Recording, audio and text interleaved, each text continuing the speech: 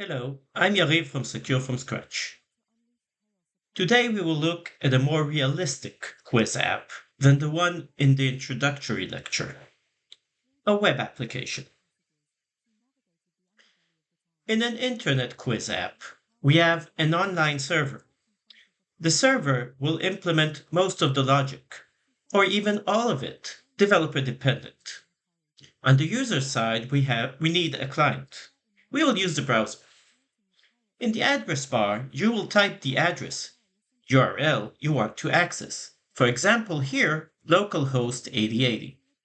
This will display a username form page that was fetched from the server. Just like in the No Network Quiz app, once a username is filled, a question page with possible answers is displayed, again fetched from the server. To answer, click on one of the links. You can see here that I have the options of Damascus, Babylon, Nineveh, and Haran. Clicking a link answers the question, sending data to the server. Unlike in the previous No Network app, where teachers logged in using a special user, the teacher, to see user answer results, here the results will be written to a log file. We will talk about the importance of log files later. For now, remember our goal is to look as if we are right, even when we are wrong. We can see that in the log, correct users are logged as warning in orange, and mistaken users are logged as info, green. This was decided by the programmer, me, solely to give correct answers a more prominent color than wrong answers. There is no inherent meaning here of giving a warning when someone is right, and obviously being right is a good thing. So, how do we start?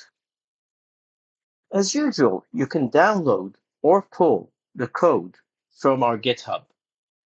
You can also go to the Secure Coding Meetup release and download the specific Internet Quiz Java zip file. If you pulled or downloaded the entire Git repository, you will need to open the Java/Spring Quiz folder in VS Code. If you downloaded a zip file, extract it to a folder. Open the extracted folder in VS Code. In Visual Code, click the play button to start the server. Unlike in the No Network Quiz, you'll need to browse to localhost 8080 to use the app. Give yourself a few minutes to perform these actions. Stop the video, pull or download, open in VS Code. Check that it works. Now it's time to get to know the new app. Launch the server. Browse to the site localhost 8080. Enter a full name, answer the question, repeat. Check that the teacher is no longer a special username. Should not display who answered correctly. Look for the file server.log. You can see many messages. Some notifying who answered correctly and who didn't.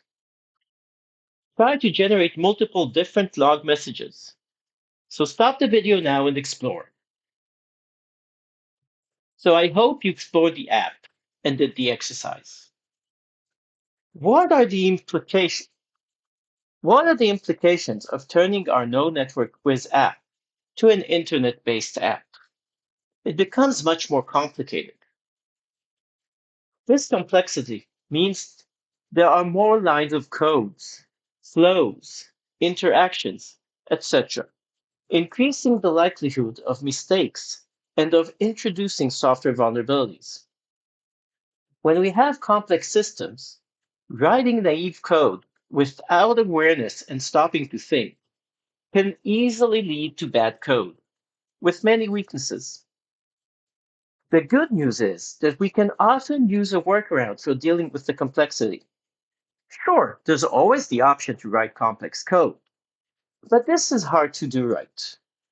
A second, better option is to get rid of the complexity altogether. And the third option is to hide the complexity behind infrastructure. It could be a library or a platform. Maybe it's a third party. Maybe we wrote it ourselves. as long as it handles the complexity for us, hiding the gory details and leaving us to focus on the program's logic. Here's one example of such hidden complexity. In the No Network app, results, right or wrong, were written to a plain text file. The content of this file is later displayed to the teacher using the teacher username. This time, the results are written using a logging infrastructure. The result looks similar, a file, server.log. So why use logging? Why not keep writing to a file ourselves? The reason is that now we can have multiple users from multiple browsers, all answering the question at about the same time. This could lead to a race condition, where we will have two writes to the file simultaneously, leading to text corruption. If you remember your multi-threading classes, this is called a race condition. Race conditions can be catastrophic, both for correctness and for security. They can lead to anything from text becoming garbled to server crashes. The logger's infrastructure, while complex in itself and requiring a learning curve, ensures a structured, thread safe way to write to output. Logging infrastructure relieves us from having to handle multi threading in the context of writing text to a file. A database would probably have been a better infrastructure to use for recording right wrong answers. But for simplicity's sake, the logger would have to do. When there is a lot of complexity, there is a lot to learn. How and what to protect, an abundance of guides, guidelines, instructions, explanations, cheat sheets, lectures, and best practices, all waiting to be learned. You can also find many scenario specific vulnerability plus mitigation walkthroughs. We try to generalize and distill all of this into 7 general security principles, the PREVENT principles. I won't be going over them right now. We'll encounter them along the way.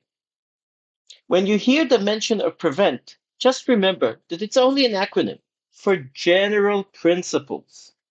You still need to be aware of specific scenarios and vulnerability prevention techniques. This was the introduction and a bit of theory about the internet based quiz app. We will use it in coming videos to learn more about secure coding programming. See you in the next video.